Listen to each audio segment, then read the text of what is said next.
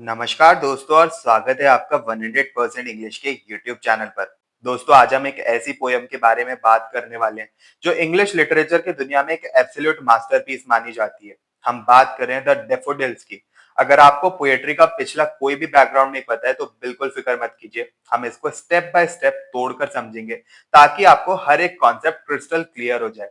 तो चलिए बिना किसी डिले के शुरू करते हैं और सबसे पहले समझते हैं इस पोयम के ऑथर और इसके बैकग्राउंड को। इस ब्यूटीफुल पोयम को लिखा था विलियम वर्ड्सवर्थ ने। अगर हम विलियम वर्ड्सवर्थ के बारे में सोचें तो he was one of the pioneers of early English romantic movement. उनका जन्म 1770 में हुआ था और उनकी डेथ 1850 में हुई। एक पोएट बनने के साथ साथ विलियम वर्ड्सवर्थ का एक बहुत ही गहरा कनेक्शन था फ्रेंच रेवोल्यूशन के अर्ली एंथुसियाज्म के साथ। लेकिन उनका सबसे बड़ा इम्पैक्ट लिटरेचर पर तब आया जब उन्होंने अपने दोस्त कॉलरिज के साथ मिलकर 1798 में द लिरिकल बैलेड्स नाम की एक कलेक्शन पब्लिश की। ये कलेक्शन अपने टाइटल पर्सपेक्टिव से और अपने कंटेंट पर्सपेक्टिव से काफी ज्यादा इंपॉर्टेंट है आपके कॉम्पिटिटिव एग्जाम्स के लिए। इससे डायरेक्ट एमसीक्यू क्वेश्चंस भी बनते हैं। इस पब्लिकेशन ने इंग्लिश पोएट्री में एक बिल्कुल नए ट्रेंड की शुरुआत कर दी थी। फिर आगे चलकर 1800 में उन्होंने इसी कलेक्शन के एक सेकंड एडिशन के लिए एक प्रीफेस लिखा था। ये भी बहुत ज्यादा इंपॉर्टेंट है जिसको हम कहते हैं preface to the lyrical ballads, जिसे आज इस पूरे मूवमेंट यानी रोमांटिक मूवमेंट के लिए एक लिटरेरी मैनिफेस्टो माना जाता है। अब आप सोच रहे होंगे कि रोमांटिक मूवमेंट आखिर होता क्या है। देखिए पहले पोएट्स दुनिया को एक बहुत ही रैशनल या फिर लॉजिकल नजर से देखते थे, पर इन रोमांटिक पोएट्स ने इस रैशनल वे से हटकर इंट्यूटिव और इंडिविजुअल इंसाइट्स पर फोकस करना शुरू किया। उनके लिए पावर ऑफ इमेजिनेशन सबसे ज्यादा इंपॉर्टेंट थी।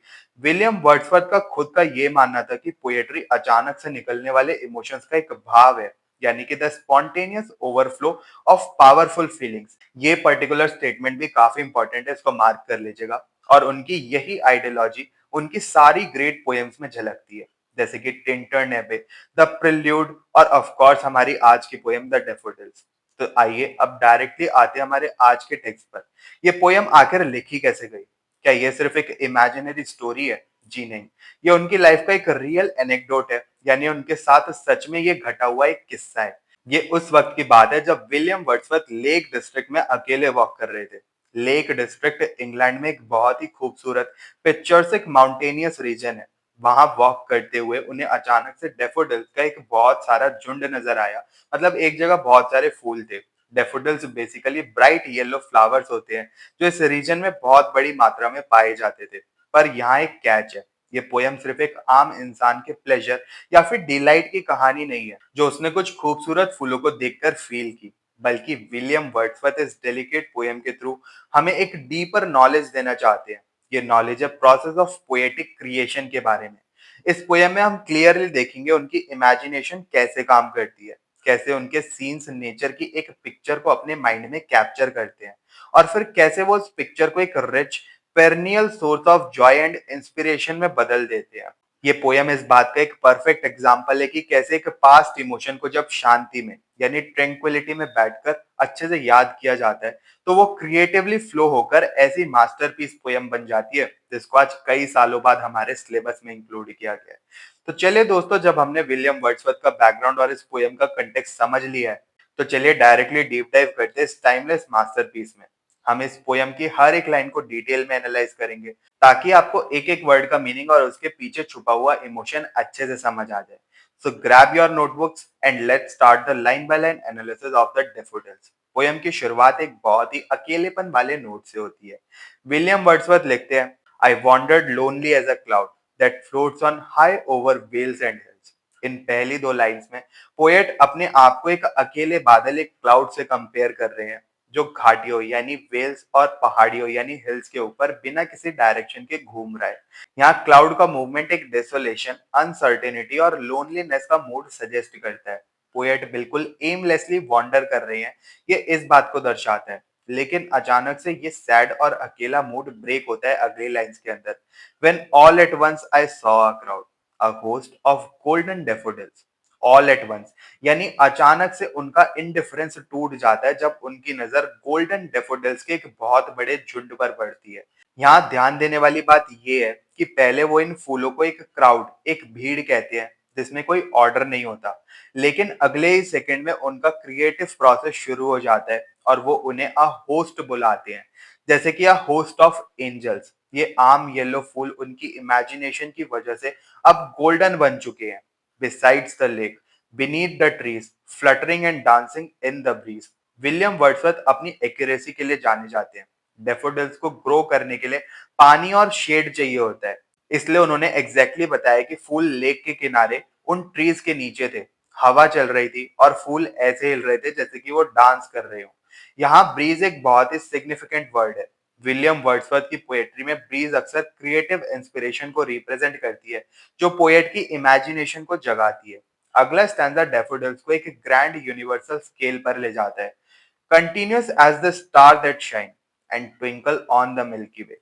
यहाँ पोएट ने इन फूलों को उन स्टार से कंपेयर किया है जो मिल्की वे गैलेक्सी में चमकते हैं। इस कंपैरिजन के थ्रू विलियम वर्ड्सवर्थ ने जमीन के इन छोटे छोटे फूलों को एक यूनिवर्सल ऑर्डर का हिस्सा बना दिया।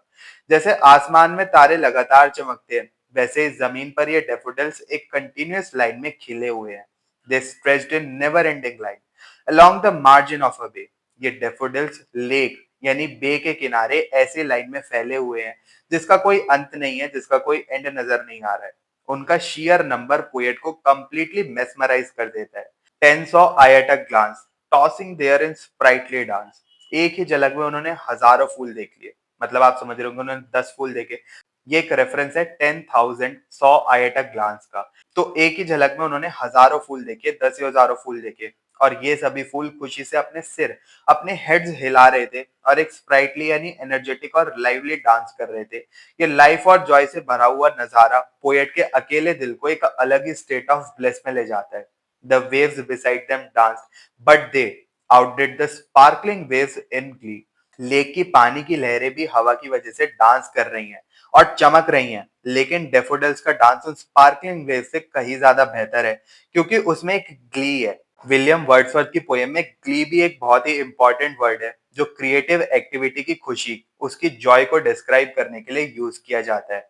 अ poet could not but be gay in such a jocund company. Poet कहते हैं कि ऐसी जॉकेंट कंपनी यानी इतने खुशनुमा, चीयरफुल और लाइवली संगति में एक पोएट के पास खुश होने के अलावा और कोई रास्ता ही नहीं है।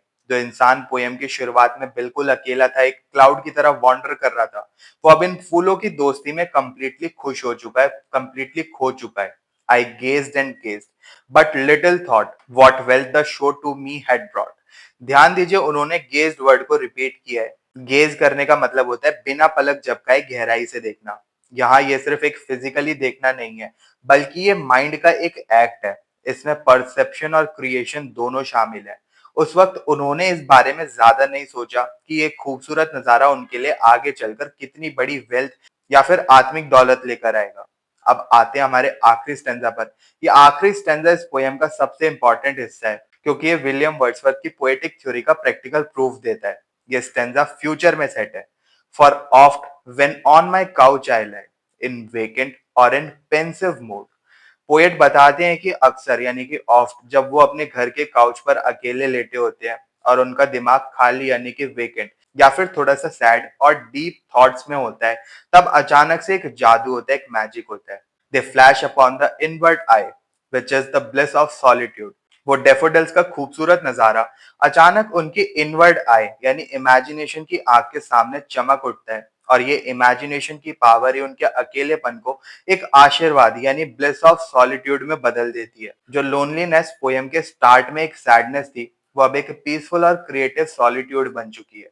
And then my heart with pleasure fills and dances with the daffodils. जैसे वो मेमोरी उनके माइंड में स्ट्राइक करती है, उनका दिल एक बार फिर से उसी प्लेजर और उसी खुशी से भर जाता है, और मेंटली उनका दिल उन्हीं गोल्डन डेफोडिल्स के साथ फिर से डांस करने लगता है। ये एक परफेक्ट एग्जाम्पल है उनकी थ्योरी का, अ spontaneous overflow of emotion recollected in tranquillity. जब आप शांति में पुराने डीप इमोशंस को याद करते हैं, तो वो एक नई क्रिएटिव एनर्जी और खुशी बनकर उभर कर आपके सामने आते हैं। और इस तरह से विलियम वर्ड्सवर्थ ने नेचर की एक छोटी सी ऑब्जर्वेशन को एक अटर्नल पीस ऑफ जॉय और आर्ट में बदल दिया। उन्होंने प्रूव किया कि नेचर हमारे इमोशंस और हमारी सोल के साथ किस तरीके से एक डीप कॉरेस्पॉन्डेंस रखती है। मुझे उम्मीद है कि इस लाइन बाय लाइन ब्रेकडाउन से आपको डेफोडिल्स का हर एक हिडन मीनिंग और विजन क्लियर हो गया होगा। So guys, line by line analysis के बाद अब वक्त आ चला है इस पोयम के डीपर लेयर्स को अनपील करने का। एक आम रीडर को शायद ये सिर्फ एक फूलों की सुंदर पोयम लगे, लेकिन एक लिटरेचर स्टूडेंट के लिए इसके अंदर बहुत गहरे थीम्स और टेक्निकल चीजें छुपी हुई हैं। तो चलिए डाइव करते हैं हमारे अगले सेक्शन में, थीम्स एंड पोएटिक एनालिसिस की तरफ। अगर आपको लगता है कि ये पोयम सिर्फ फूलों को देखकर फील होने वाले simple human sentiments of pleasure और डिलाइट के बारे में है, तो आप बिल्कुल गलत हैं। विलियम वर्ड्सवर्थ खुद बताते हैं कि इस टेंडर और डेलिकेट पोयम में रीडर के लिए एक खास तरह की नॉलेज छुपी हुई है। ये नॉलेज है पोएटिक क्रिएशन के प्रोसेस की। पोयम में हम क्लियरली देख सकते हैं कि पोएट की इमेजिनेशन कैसे काम करती है। वो आम सेंसेस से मिली एक सिंपल पिक्चर को लेकर उस पर अपनी इमेजिनेशन का जादू चलाते हैं और उसे एक rich perennial source of Joy और इंस्पिरेशन में बदल देते हैं। इसका सबसे बड़ा सबूत हमें तब मिलता है जब पोएट पहले इन फूलों को एक क्राउड में यानी कि एक बिना ऑर्डर की भीड़ बुलाते हैं, लेकिन जैसे ही उनका क्रिएटिव प्रोसेस स्टार्ट हो जाता है, उन्हें इस भीड़ में एक पैटर्न नजर आने लगता है। वो इसे अ होस्ट, जैसे एंजल का एक होस्ट होता है, उससे कहकर पुकारते हैं। उनकी क्रिएटिव इमेजिनेशन एक आम येलो फूल को गोल्डन हुए यानी सुनहरे रंग में ट्रांसफॉर्म कर देती है। एक बहुत ही क्लियर थीम जो इस पोयम में झलकता है वो है पोएट का इमोशनल सफर। पोयम रिकॉर्ड करती है पोएट की प्रोग्रेस को, शुरू में एक स्टेट ऑफ लोनलीनेस से लेकर नेचर के साथ एक डीप फेलोशिप तक, और फाइनली पोएटिक कंपोजिशन के टाइम पर क्रिएटिव जॉय तक। स्टार्ट में जो लोनली एज अ क्लाउड वाला मूड था, वो एमलेसनेस और डिसोलेशन दिखाता है, लेकिन डेफोडिल्स की जोकंड कंपनी में आते ही मेटामॉर्फोसिस यानी पूरा बदलाव होता है। ये नेचर का एक असर ही है कि बाद में भी पीरियड्स ऑफ लोनलीनेस या फिर स्ट्रेस और स्ट्रेन के टाइम पर इन्हीं इमेजेस को याद करके पोएट जॉय और ट्रैंक्विलिटी एक्सपीरियंस कर पाते हैं। जो अकेलापन पहले उन्हें दुखी कर रहा था, वही अब उनके लिए ब्लेस ऑफ सॉलिट्यूड बन जाता है। जब पोएट डेफोडिल्स को गेज करते हैं, तो वो सिर्फ इन फूलों को देख नहीं रहे। विलियम वर्ड्सवर्थ के केस में ये देखना उनके माइंड का एक एक्ट था, जिसमें परसेप्शन के साथ साथ क्रिएशन भी शामिल था। बिना रिलीज किए वो इस खूबसूरत एक्सपीरियंस को फ्यूचर के लिए स्टोर कर रहे थे। और जब वो बाद में पेंसिव और वेकेंट मूड में अकेले होते हैं, तो ये फूल उनकी इनवर्ड आई यानी आई ऑफ इमेजिनेशन पर फ्लैश करते हैं और उन्हें पीस और कॉन्सोलेशन देते हैं। असल में ये पोयम उनकी रोमांटिक थ्योरी का एक लिविंग एविडेंस है, एक प्रैक्टिकल एविडेंस है, जो प्रूव करता है कि पोएट्री सच में is a spontaneous overflow of emotions recollected in tranquillity है। जब आप पास्ट के इमोशंस को शांति में याद करते हैं, तो क्रिएटिविटी अचानक से फ्लो करने लगती है। अब अगर हम इसकी टेक्निकलिटीज की बात करें, तो ये पोयम कुछ बहुत इंटरेस्टिंग वर्ड्स और पोएटिक डिवाइसेस यूज करती है, जो वर्ड्सवर्थ की लिरिकल बैलेट्स वाली थ्योरी को जस्टिफाई करते हैं। सबसे पहला है symbolism of breeze and glee. Poem में जो हवा यानी ब्रीज चल रही है, वो बेसिकली क्रिएटिव इंस्पिरेशन को दर्शाती है, जो पोएट की इमेजिनेशन को जगाती है। और जिस ग्ली के साथ फूल और लहरें डांस कर रही हैं, वो क्रिएटिव इकास्टिसी यानी कुछ नया बनाने की बेहद खुशी को दर्शाता है। यूनिवर्सल कनेक्शन, डैफोडिल्स का तारों के साथ कंपैरिजन करना एक स्ट्रोक ऑफ जीनियस था। इस कंपैरिजन ने इन आम से फूलों को मिल्की वे के ब्राइट स्टार्स जैसा बनाकर एक यूनिवर्सल ऑर्डर का हिस्सा बना दिया। Similes and alliteration, figure of speech को देखा जाए तो पोएट ने नेचुरल सिमिलीज का काफी यूज किया है। जैसे शुरू में डिसोलेशन शो करने के लिए अपने आप को क्लाउड से कंपेयर करना, और जैसे कि मैंने मिल्की वे का एग्जांपल दिया था, वहां उन्होंने स्टार्स वाला सिमिली यूज किया है। इसके अलावा beside the lake, beneath the trees और स्टार दैट शाइन में ब्रिलियंट एलिट्रेशन का इस्तेमाल किया गया इस पोएम के अंदर। आर्केइज्म, विलियम वर्ड्सवर्थ का मानना था कि पोएट्री आम इंसान की जेन्युइन लैंग्वेज होनी चाहिए, under the stress of genuine feeling. उन्होंने नेचुरल लैंग्वेज के साथ साथ अपने डीप पैशन को एक्सप्रेस करने के लिए कुछ पुराने एक्सप्रेशंस, जैसे आर्केज्म हम जिसे कहते हैं, उसका यूज किया है, जैसे जॉकेंड कंपनी, जो इम्पैशन्ड अटरेंस को सजेस्ट करती है। तो दोस्तों, यहाँ कंप्लीट होता है हमारा in depth analysis the daffodils पर। इस पोएम के जरिए विलियम वर्ड्सवर्थ हमें ये सिखाते हैं कि नेचर और इंसानी दिमाग के बीच कितना खूबसूरत कनेक्शन होता है। नेचर हमें सिर्फ खुशी नहीं देती, बल्कि हमारे दुख और अकेलेपन के समय में हमारी सबसे बड़ी साथी और हीलर बनकर आ सकती है। ये पोयम बेसिकली एक प्रूफ है कि मेमोरीज और इमेजिनेशन की ताकत कितनी ज्यादा अजीम होती है। मुझे पूरी उम्मीद है कि इस वीडियो के एंड होते होते आपके इस पोयम को लेकर सारे कॉन्सेप्ट्स अच्छे से क्लियर हो गए होंगे। अगर फिर भी आपके कोई भी डाउट्स हैं, तो आप कमेंट सेक्शन में जरूर से पूछ सकते हैं। अगर आपको ये वीडियो पसंद आई हो तो इसको लाइक और शेयर जरूर करें और 100% इंग्लिश चैनल को सब्सक्राइब कर लें और ऐसे डिटेल्ड और इंसाइटफुल वीडियोस के लिए। मिलते हैं फिर अपने नेक्स्ट वीडियो में। तब तक के लिए happy studying and best of luck for your upcoming examinations.